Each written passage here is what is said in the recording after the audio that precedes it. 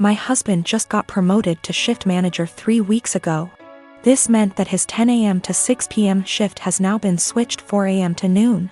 He isn't a morning person at all, so most mornings he will start huffing and puffing as soon as his alarm goes off, and he will instantly turn on our light and very loudly start looking for his work clothes. Have asked him several times to put clothes out the night before and he has yet to do so. I have also asked him to not turn the light on or be super loud. After all, when I worked at 5 a.m. I made sure to be respectful of him sleeping. So yesterday morning when he got up at 3 a.m. and flipped on the light, I grabbed my stuff and went to the guest room. He came in and asked what I was doing. I told him that since he didn't respect me sleeping at all, that I would be staying in the guest room from now on. He made a comment about the light will only be on for 5 freaking minutes. Which is not true. He turns the light on, finds himself clothes and then goes to take a shower without turning the light off. If I turn the light off, he will come back into the room after the shower and turn it on again to grab his socks and put on his shoes.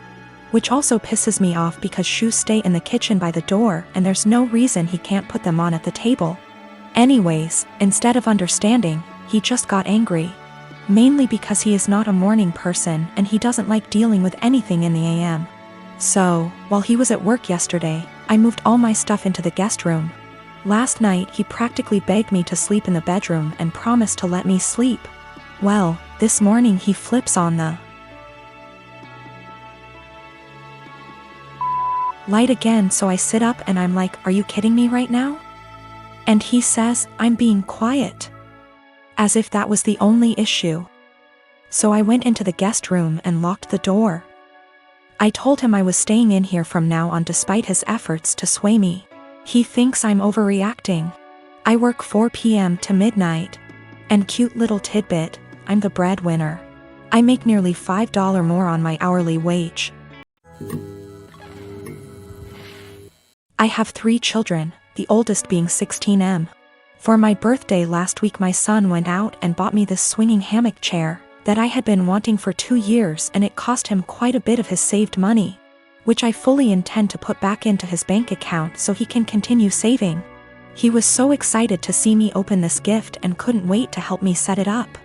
I told him he shouldn't have, that it was a lot of money, and his response was, "You never get anything nice. I wanted you to have it." And it was true. I usually don't get anything for my birthday or Christmases outside of Tupperware or soaps. So it might sound stupid, but I have cherished this swing ever since he got it for me. Especially where I finally have something nice that's mine. My sister-in-law comes over once a week to see all of us, and she immediately headed straight for my swing, which my son hooked up on our deck.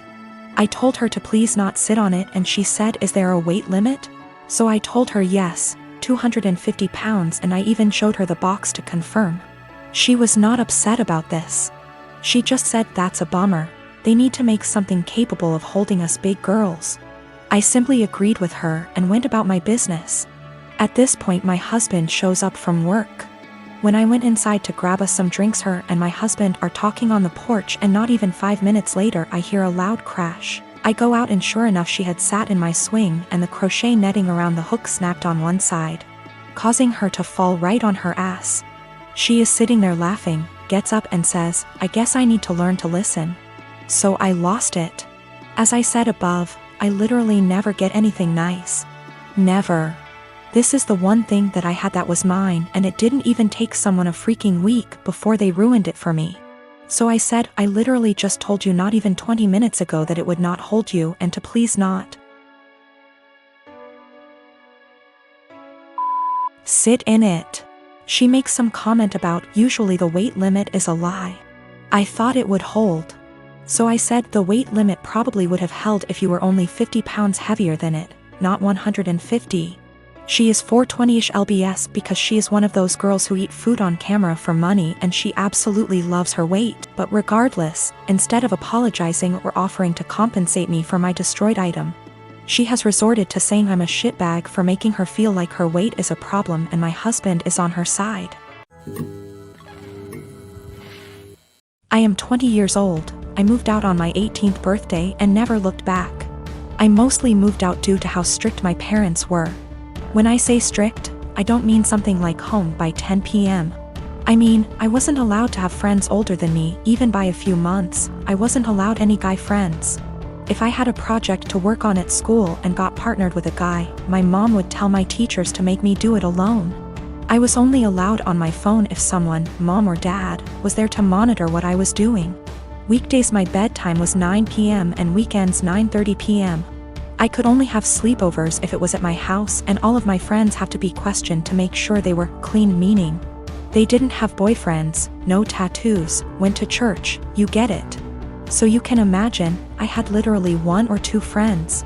By 18, I didn't have any plans, I just packed my stuff and left. My parents weren't happy and tried for months to get me to come home, but I didn't plan on it. Anyways, I landed a damn good job and was able to get my first apartment shortly after. My friend is over at my house almost every day with her boyfriend and we just hang out. I didn't cut out all contact with my parents, but I limit it to only special occasions. My mom wanted to have a Zoom family call, whatever it's called, and asked me to join. I figured what the hell, I'll join and say hi. As I'm talking to my little cousin, in the background you could see my friend's boyfriend come into the living room area. Everyone's face kind of froze and I didn't think much of it. My mom asked who it was and I told her, and she immediately gets annoyed.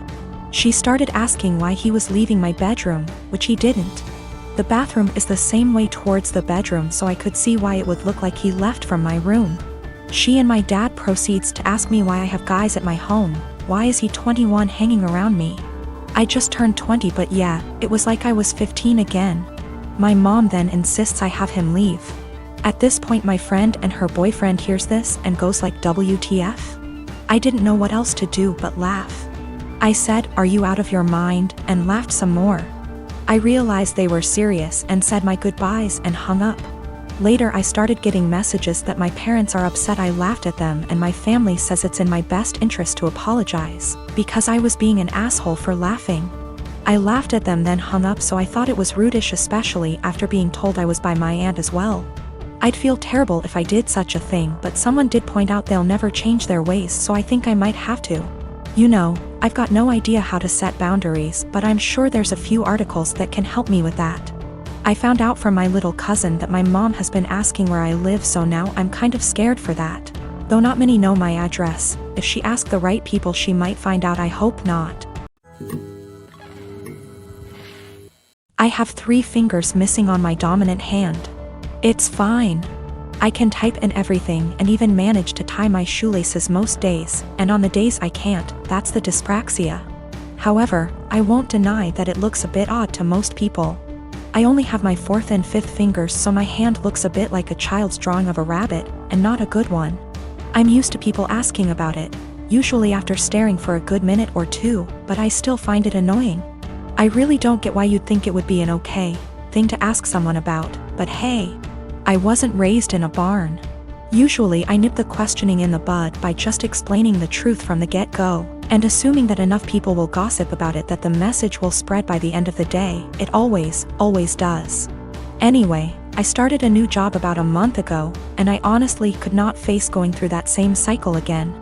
I felt like the time had come to not play into it anymore and to make something out of it, and I decided to make myself laugh. When the first new coworker asked about it, I completely lied and told her that I chewed them off as a baby. I then decided to tell the next person who asked that I cut them off with a plastic knife at a picnic. And the next person that I was born with 6 fingers and they removed too many, and so on. All genuinely ridiculous reasons, but I'm a good actor and they actually believed my stupid lies. I didn't expect them to, a plastic knife, through bone, but there you go. Maybe they just thought there's no way I'd lie about how I lost my fingers. Within about 3 days, I learned that my coworkers had been arguing about the actual reason, and it seems like a lot of them now actively dislike me for lying to them. I'm probably going to have to make some cupcakes over the weekend with my super cool 3D printed adaptive whisk to get back into their good books. Anyway, I told this story to my brother today and he told me that I was an asshole because I caused tension within the office on my first day and made people feel stupid for being gullible and believing my lies. My argument is that I'm not the asshole because they were asking a rude, albeit common, question, and because I didn't do it with the intention of deceiving them. I was just honestly fed up of the question and didn't think they'd think I actually severed 3 fingers with dental floss when I was 3. I'll accept my judgment, though. Not cool to ask people why they lost limbs or digits just because you want to sate your morbid curiosity. A few reminders for people: I'm not a male, don't know why everyone assumed that. Don't ask people about something that could be traumatic, especially when you don't actually know them.